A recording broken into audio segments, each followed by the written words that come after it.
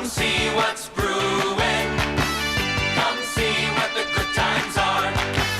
Come see what the Brewers are doing. Come on and cheer a superstar. Be a believer in Brewer fever. It's fun to join in the cheering. Stomp your feet, clap your hands. You're part of the team sitting in the stands. What is popping, everybody? It's your man, Cloudboy Bales, and welcome to the first ever episode of What's Brewing, the podcast where we talk about nothing but the Brewers. Obviously, the Brewers roster is pretty much well enough to compete for the NL Central this season. Now, obviously, I did not really touch up on any videos talking about more so what, transpired last season. It was one of the most fun seasons I felt, the Brewers had in some time. There was a lot of questions that I feel like still have to be answered. But I think the Brewers did enough to the point where they can compete still at a high level because of the way things are working. The Brewers keep trying to slowly rebuild but stay within it. And that's why the Brewers keep winning the division. They won the division 2 years in a row. No one even thought they had a chance last year. We had no Burns, we had no Woodruff, and literally we had 13 different starting pitchers this season, which was the most insane. And I think by the end of the season, I think we realized how much potential we really have going forward.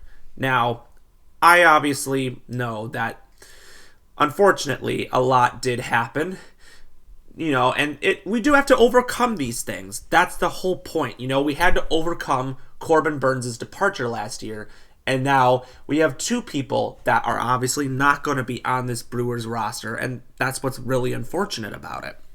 First off is Willy Adames.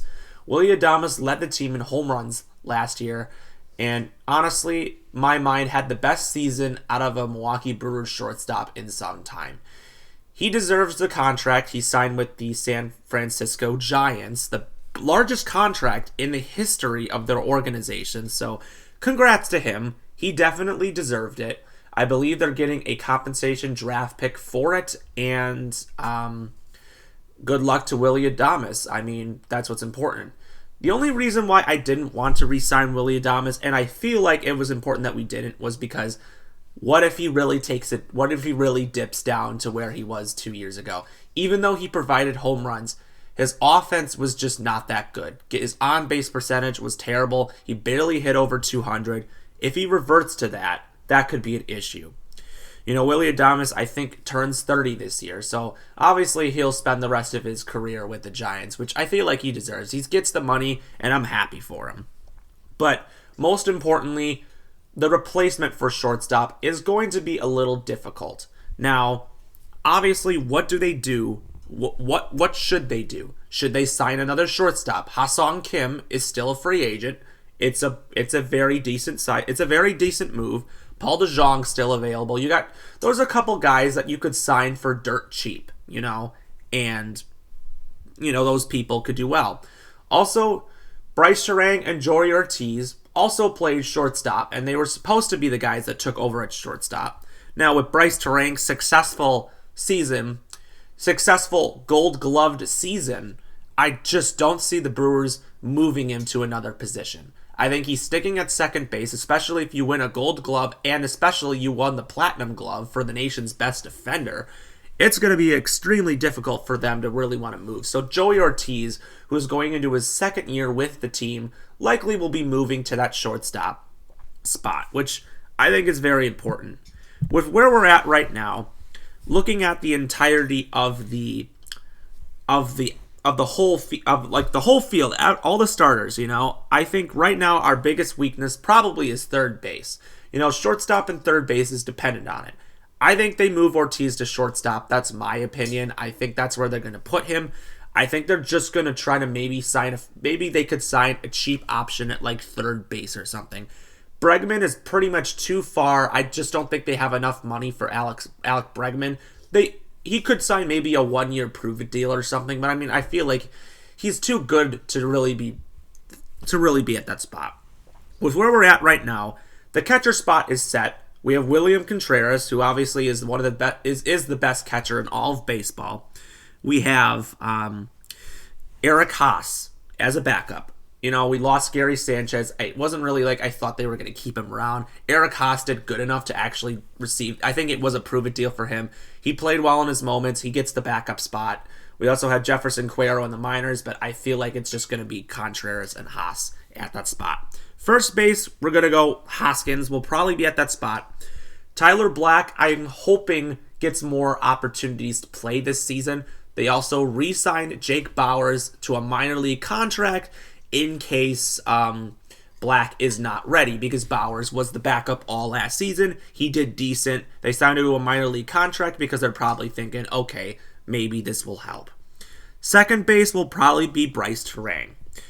Shortstop will be Joey Ortiz.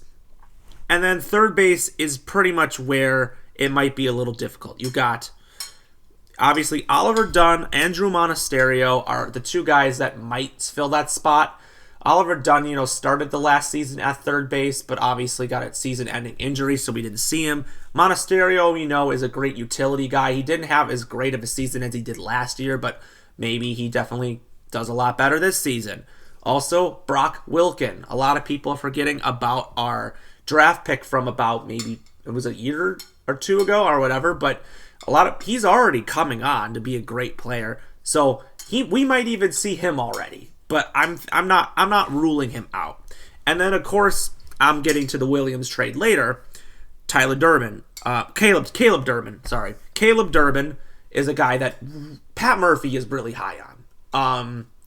You got a guy like him that can really, he's like Colton Wong basically, but he has the potential to be maybe a big name player. I don't know. Yankees fans were actually upset when they had to trade him. But, again, we don't know anything until we really see anything.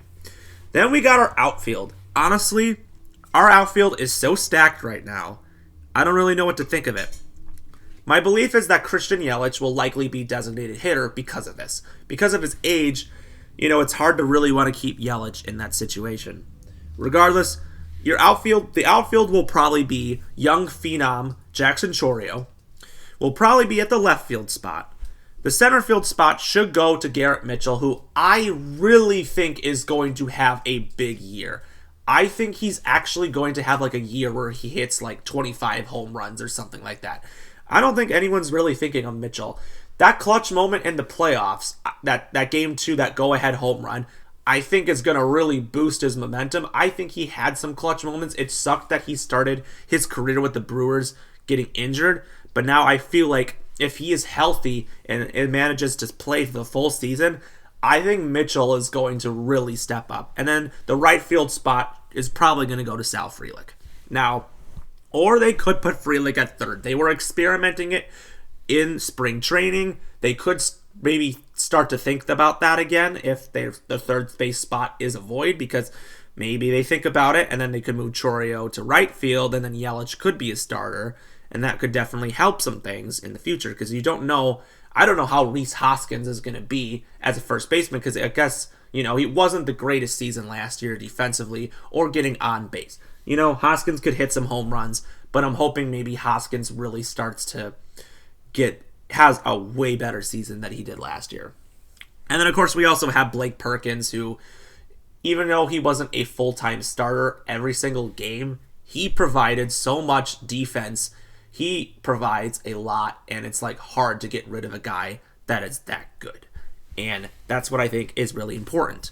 So anyways, that is where we see right now at that spot. So let's go about the pitchings. So I think our starting rotation seems very solid. You got Freddie Peralta, who likely will be the ace. Now you got Brandon Woodruff. Right now, it's looking like he will be ready for opening day. It was a good idea to sit him for a full season, not try to rush him back in there, No, he'll be with the Brewers for, this could be likely his last season. I don't know if they'll keep him around, but, I know he's an all-star worthy pitcher. But the thing is, if it's injuries, I'm just hoping nothing bad happens and he misses the whole season, because that would be brutal. But I believe Woodruff will be ready to go at the start of the season. The Brewers also still have Aaron Savale. And Aaron Savale was a trade last year. Did not really do good with Tampa Bay. But once he got to the Brewers, he looked a lot more comfortable. And I felt like he was at a better place. So I'm hoping Savale really continues that and actually becomes a reliable arm. Then you got Tobias Myers, who was our best pitcher all last season. This rookie who comes out of nowhere, just comes on the scene, and then boom, he was just remarkable. And I hope he can really continue that success, because if that's not the case, that would just be brutal. And then the last spot of our rotation, we needed a lefty, and obviously with the Devin Williams trade that I'm going to obviously get to in a little bit, we got Nestor Cortes. A lot of people are obviously, Yankees fans especially, are crapping on the move because he was the one that obviously gave up that walk-off home run in the World Series. Even though realistically he was kind of still battling back from injuries and should have never been put in that situation by the manager. That was honestly a dumb move. But Nestor Cortes was an all-star in the past. Maybe with the right pitching coaches, he can maybe get back to his form. And I think that is a solid rotation as of right now. If Woodruff is not ready to start the season, we have two lefties that can definitely take that last spot. We have Aaron Ashby, who a lot of people can just completely forgot about. He was starting to try to get back into rhythm, got worked at the bullpen a little bit, spent almost all of season in AAA because he just struggled. But maybe he could be a bullpen guy, or maybe he could be a starter. Right now, I'm thinking he's going to be bullpen. We also got DL Hall, a guy that started out the season struggling, but then had his moments and actually showed like he could have some potential. It's there, but yet again, don't know really what to think about it. So I think we have a solid rotation. It is an MLB solid level rotation. It's not as good as the Dodgers, but it is a rotation that can win you games. And depending on how it looks, that's really how it is. Now let's move on to the relieving side. Devin Williams was traded to the what's that? I can't even think about it, but Devin Williams was traded to the Yankees. We got Nestor Cortes and Caleb Durbin in return. Hopefully we win this trade. I mean, Devin Williams, the Yankees needed that closing reliever. That was their next step into really trying to get themselves in a position.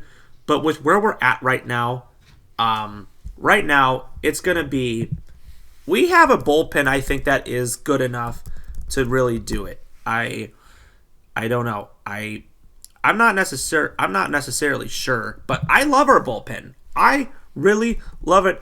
I love it. I think, with Devin Williams suffering that injury that he suffered last season, our bullpen managed to do well without him. We managed to win games without him. That was what was really important.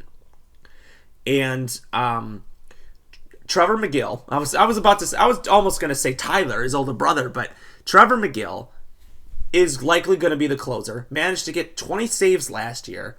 He can fill that spot really great, and we got him for a couple years. I mean, we still have this guy for a while, so this guy can really produce at a high level. I love the guy. He's a great teammate, a great person.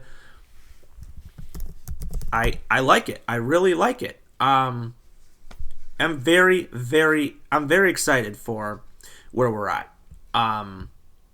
So anyways, looking at our relievers, my guess is we have a lot of guys that can come in there. So here's where we are right now. I mean, they're going to try to maybe fit Jacob Mizorowski in there. I don't know if he'll make the team or not, but we have a lot of options. We have Trevor McGill, who will likely be the closer. We have Jared Koenig, who just came out of nowhere last year and ended up being an actual, huge deal. I feel like he might be the setup guy. I mean, we do need a lefty guy in there to kind of do these things, and I feel like he can maybe be a closer at times. We have Joel Payamps, who we all know can be reliable at times. Wasn't the greatest season last year, but we know he can be reliable.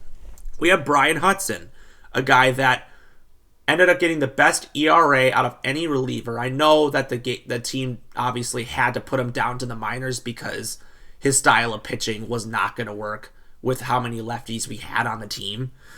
Then you also got a guy in Nick Mears. A lot of guys forget we traded for this guy. A guy with closing potential, but a guy with so much potential to be a fast-throwing pitcher. Now, we know he had his issues with the Rockies, but we know he can come in there and maybe do something. We also have Elvis Peguero. I'm not a fan of him, but I know he has provided some great stuff. We also have Connor Thomas, a guy that might be a starter. Don't know much about him, but he was a minor leaguer that I think got in a trade. Could definitely be that guy. And then we also have Abner Uribe. A lot of people are forgetting we have Abner Uribe. You know, he does unfortunately have to serve that suspension for getting into a brawl with Jose Siri last year, but it is what it is. We also have the minor league. We also have the minor league reliever of the year, Craig Yoho. A lot of people are forgetting about him. He is basically another Devin Williams. DL Hall, Aaron Ashby, obviously two starting pitchers, could obviously work their way as a reliever. Jacob Mizorowski obviously can work his way as a reliever.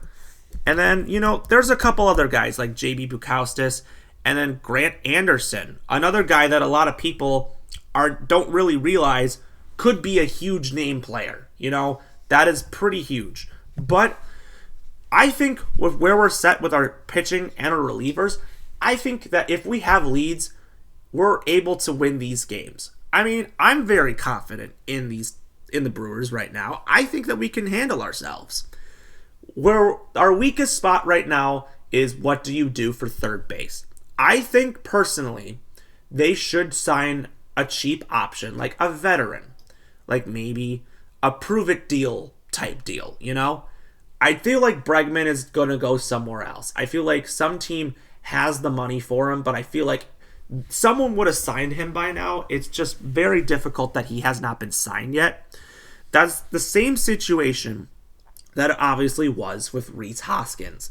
Where we obviously traded Burns and then we signed Rhys Hoskins, right after. Because everyone's thinking, the Brewers really trying to get into them or not. I don't know.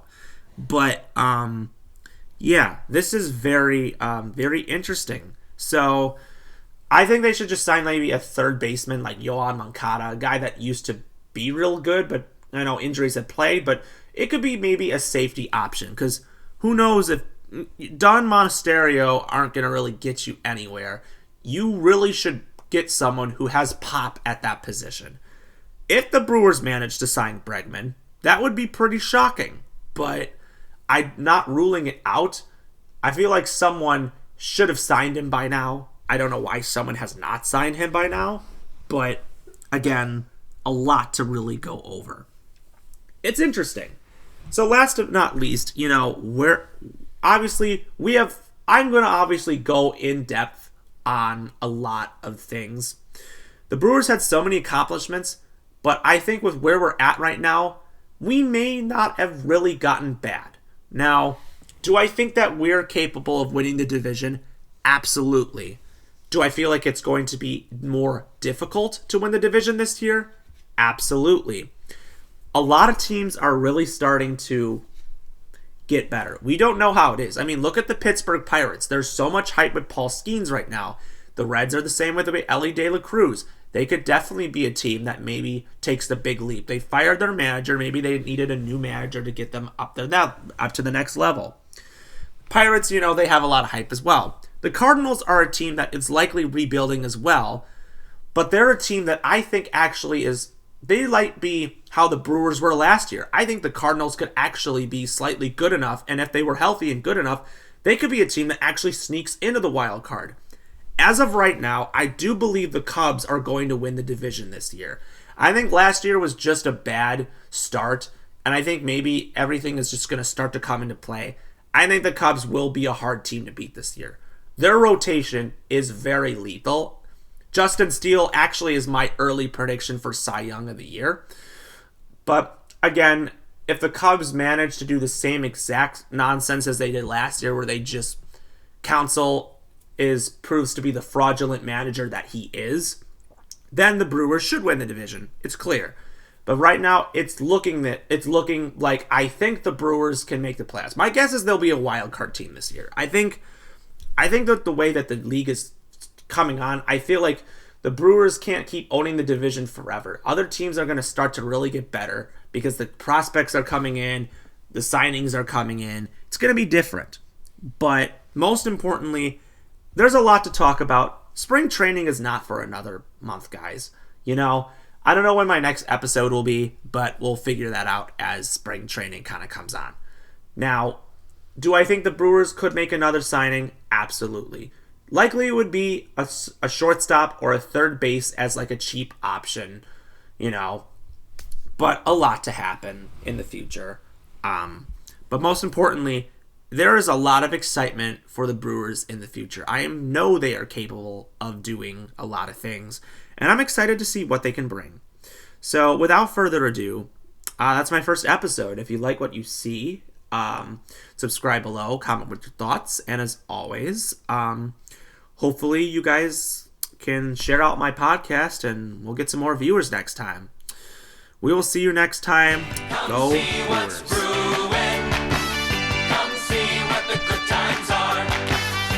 See what the Brewers are doing. Come on and cheer a superstar. Be a believer in Brewer fever. It's fun to join in the cheering. Stomp your feet, clap your hands. You're part of the team.